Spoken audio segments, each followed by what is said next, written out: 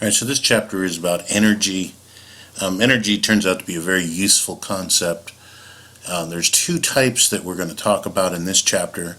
One is the potential energy, what's called potential energy, which is also known as the energy of position, and the other is kinetic energy.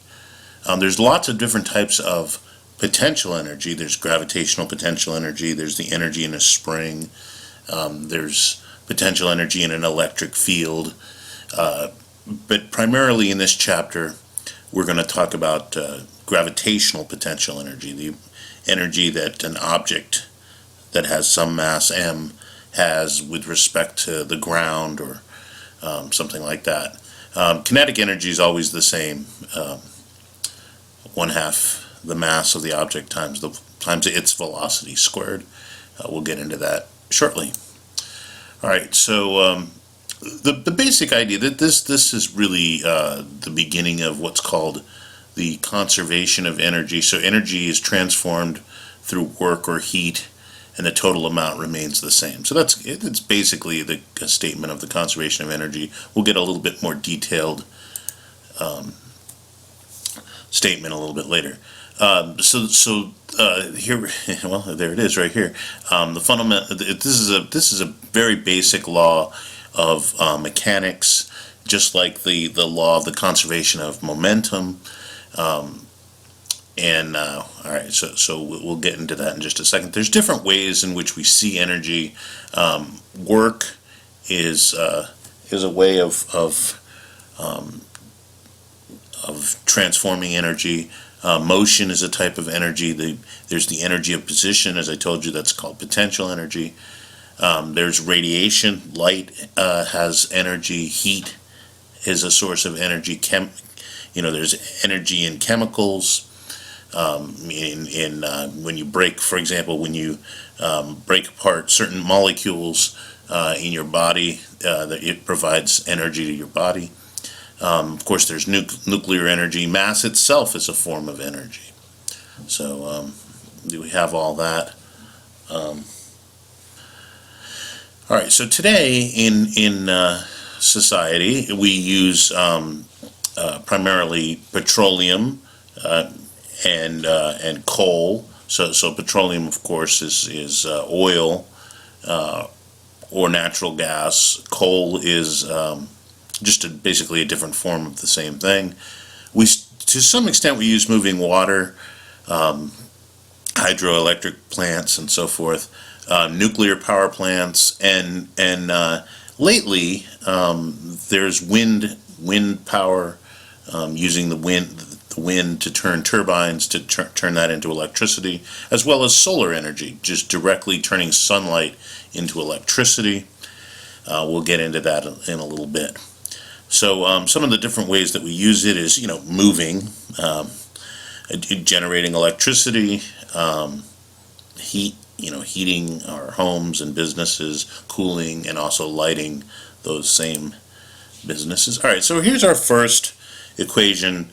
It says that the work is equal to the force times the distance, and so let's take a quick. All right, so I've written the equation over here. Work is force times distance. It's actually a little more complicated than that. The force and the distance have to be parallel to each other. They can't be perpendicular. So for that reason, I'm going to put a little parallel symbol as a subscript of the D and the F. Now, if they're perpendicular to each other, that is, if the force exerted is in this direction, let's say, and the displacement is in this direction, see there's 90 degrees between them. In that particular case, the work is equal to 0. So that's really important to understand. Usually the force is in this direction, let's say, and the displacement is also in this direction. Or conversely, you could have the force in this direction and then the displacement in this direction. So that in these two cases, in this case and in this case, they are parallel to each other, which means that there is work being done. In this case below here, where they're pointing in opposite direction, that would be, for example, like a car slowing down. The force is in the opposite direction that the car is moving, and the car still has displacement in the opposite direction, but of course the car would be slowing down. So there would be a certain amount of work done. The work would be negative in that particular case, right? In the case where the car is moving one direction, and the force is in the opposite direction. In that particular case, this one here, what we're talking about is removing energy from the system. Okay, in this particular case, where the system, since the work is positive, you're gaining energy. This is going to become important when we talk about the next chapter, when we're concerned about heat. All right, so over here I've written the symbol, for work is a capital W. The units are joules. So a joule is, as this formula indicates, a Newton times a meter. A force is in newtons, as it says down here, and the distance is in meters. And remember, they have to be parallel to each other, either pointing in the same direction or pointing in opposite direction, for there to be any work. Let's do a quick example. This is fairly simple. Let's say the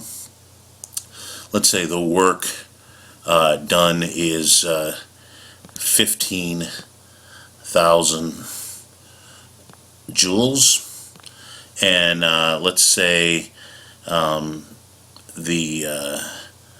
the force acting on the object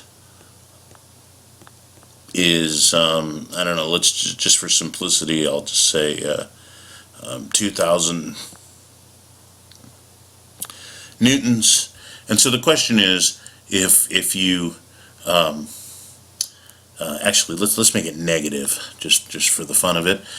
So let's say that in that particular case you're applying a force in this direction. So this is the force, and you're moving in the opposite direction. And so the question is, how far will you move?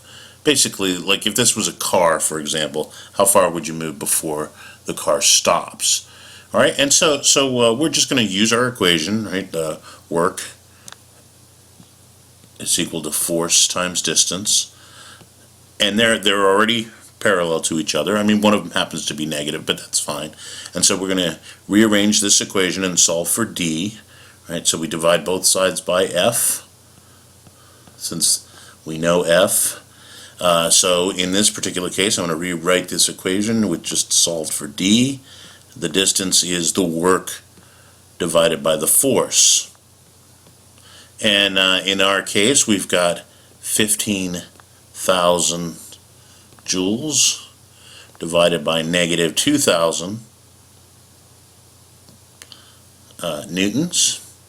And so that'll give us the distance. If this was, for example, a car, and you applied the brakes, which had a force of negative 2,000 newtons, how far would you go before you stopped? All right, so when I do this calculation, I get that the distance is negative 7.5 meters. And all that, the negative, let me try to interpret this. If you started here, let's say, and you ended up right here, right, because you're traveling in this positive direction, the negative just indicates where you started applying the brakes. It would be in the negative direction. In other words, you're stopping, let's say, over here. You stop right there, and the negative just indicates, okay, you started applying the brakes way over here. All right. So that's my example with work. Notice this is another example. Work can also be in what are called foot-pounds. So the force is in pounds, the distance is in feet. That works perfectly fine. And in fact, those are called English units, foot-pounds of work. Notice if you have a Newton meter, that's called a joule. Okay, so just to indicate that. So we just so one thing that should be obvious is if no distance is traveled, you don't have any work taking place. Also, as I mentioned before, if the force and the distance are perpendicular to each other, there's no work being done. We're skipping this. Skip. Power. So power is the rate at which work is being done, and here's the equation. Power is the work, and of course joules divided by the time in seconds. Those are the SI units. There's also power. The English units that we use are called horsepower because the original calculation, which was done by Watt. And that's the units of power in SI units. So a joule divided by a second is called a watt of power, and the power is also known as horsepower in English units. Okay, so